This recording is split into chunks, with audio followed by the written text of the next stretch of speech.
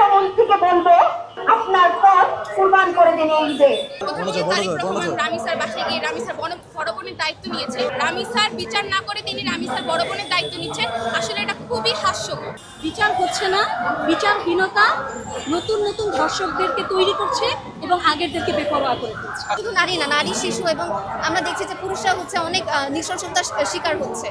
নারী ও শিশু সহিংসতা প্রতিরোধে বাংলাদেশ নারী ছাত্রী সংস্থার প্রস্তাব।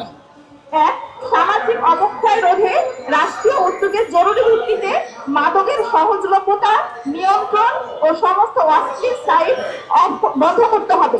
দুই, ছোট বড় সকলের জন্য নৈতিক শিক্ষা নিশ্চিত করতে রাষ্ট্রীয় পৃষ্ঠপোষকতায় শিক্ষা প্রতিষ্ঠান সহ সকল ধরনের প্রতিষ্ঠানে সচেতনতামূলক কর্মসূচি চালু করতে হবে। তিন, বিচারহীনতার সংস্কৃতি বন্ধ করে আইনের কঠোর প্রয়োগ নিশ্চিত করতে হবে। চার, নারী ও শিশুর প্রতি যে কোনো সহিংসতার জিরো টলারেন্স নীতি অবলম্বন করতে হবে। আজকের এই মানববন্ধন থেকে আমাদের এই দাবি এবং প্রস্তাব আমরা পেশ করছি। আসুন আমরা একত্রে নারী এবং শিশু সহিংসতার বিরুদ্ধে আমরা প্রতিবাদ করি।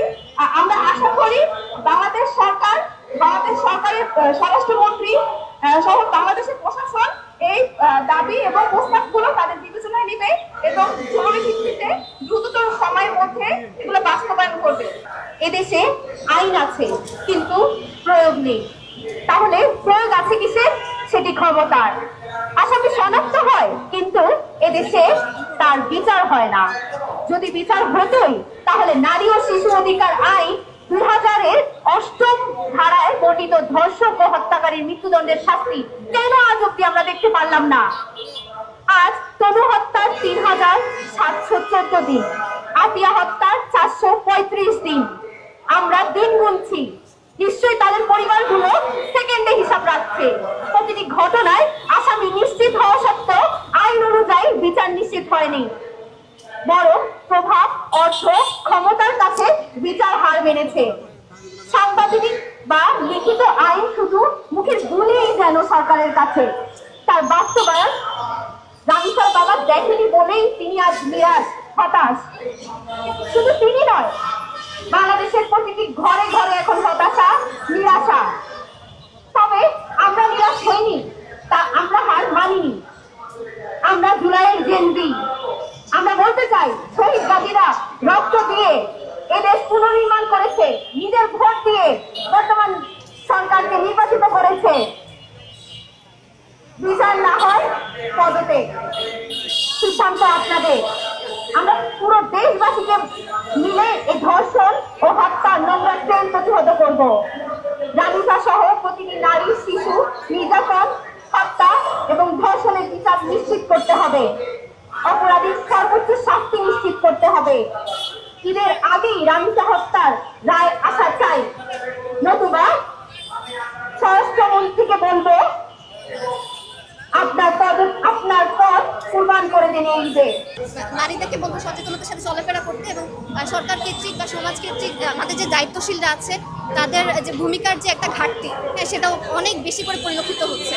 এবং এই কারণে নারীদের যে নিরাপত্তা, শুধু নারী না, নারী, শিশু এবং আমরা দেখছি যে পুরুষরা হচ্ছে অনেক নৃশংসতার শিকার হচ্ছে। তো এটা হচ্ছে সামাজিকভাবেই পুরোটা আইনশৃঙ্খলা মানে আইনশৃঙ্খলার যে একটা চেইন, সেটা যদি ভেঙে পড়ে তাহলে হচ্ছে সামাজিকভাবে মানে প্রতিনিয়ত ঘটতে থাকবে। আমরা চাই যে আইনশৃঙ্খলার মানে হোক, উন্নতি হোক এবং একটা শান্তি ফিরে আসুক সমাজে। এটাকে আমি সিম্প্যাথি ছাড়া কোনোভাবেই দেখতেছি। এটা সিম্প্যাথি ছাড়া কোনো কিছু হতে পারে না। যেখানে অপরাধীকে ধরা হয়েছে, অপরাধী তার দোষ স্বীকার করেছে, এরপর অপরাধীকে শাস্তি দেওয়া হচ্ছে না, তার জন্য আইনজীবীরা যদি নড়ে, জানি না এটা কি হবে। কিন্তু তারেক রহমান, আমাদের প্রধানমন্ত্রী, মাননীয় প্রধানমন্ত্রী তারেক রহমান রামি স্যার বাসায় গিয়ে রামি স্যার বড় বোনের দায়িত্ব নিয়েছে। এটা আসলে কোনো বিষয়ই হতে পারে না। রামি স্যার বিচার না করে তিনি রামি স্যার বড় বোনের দায়িত্ব নিচ্ছেন। আসলে এটা খুবই হাস্যকর। আমি বলবো যে বাংলাদেশের যে বিদ্যমান আইন আছে সেখানে ধর্ষকের শাস্তি ওয়েল ডিফাইন্ড আছে। আমরা বলি বিচারটা করেন, করে আইন অনুযায়ী শাস্তি করেন।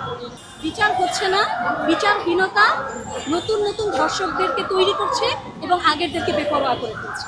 নিরাপদ যদি হতো, বাংলাদেশ যদি মেয়েদের জন্য প্রপারলি নিরাপদ হতো, তাহলে তো এই ধরনের ঘটনা ঘটতো না বা এত বড় পরিসরে ঘটতো না। এবং দুঃখজনক বাস্তবতা যেটা, যে মিডিয়াতে কয়টা আসে, মিডিয়াতে যা আসে আপনারা সবাই এই বাস্তবতা জানেন যে প্রকৃত ঘটনা এর থেকে অনেক বেশি। বাংলাদেশে এটা আসলে নারীদের নিরাপত্তা এখনো নিশ্চিত হয়নি। নারীদের নিরাপত্তার জায়গায়, শিশুদের নিরাপত্তার জায়গায় এখনো বাংলাদেশ অনেক পিছিয়ে আছে, এটা আমাদেরকে স্বীকার করতে হবে।